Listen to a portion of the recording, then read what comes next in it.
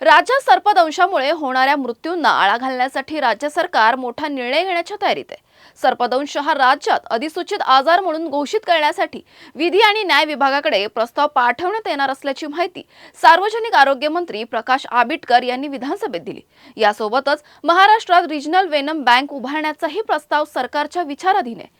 आरोग्य मंत्री प्रकाश आंबेडकर यांनी विधानसभेत सांगितलं की ग्रामीण आरोग्य केंद्रांमध्ये आयसीएमआरच्या मार्गदर्शक तत्वांनुसार अँटीवेनमचा पुरेसा साठा उपलब्ध आहे। दरम्यान विधानसभेत भाजप आमदार विक्रम पाचपुते यांनी सर्पदंशावरील उपचाराबाबत महत्त्वाचा मुद्दा उपस्थित केला। त्यांनी सांगितलं की महाराष्ट्रात 4 प्रमुख विषारी साप असले तरी सर्व सर्पदंशावर एकाच पॉलिव्हॅलंट अँटीवेनमचा वापर केला जातो।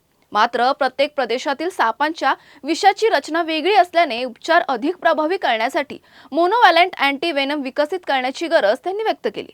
तसेच रिजनल वेनम बँक उभारण्याची मागणीही त्यांनी केली। आता या प्रस्तावावर सरकार काय निर्णय घेतं याकडे सर्वांचं लक्ष लागलं आहे।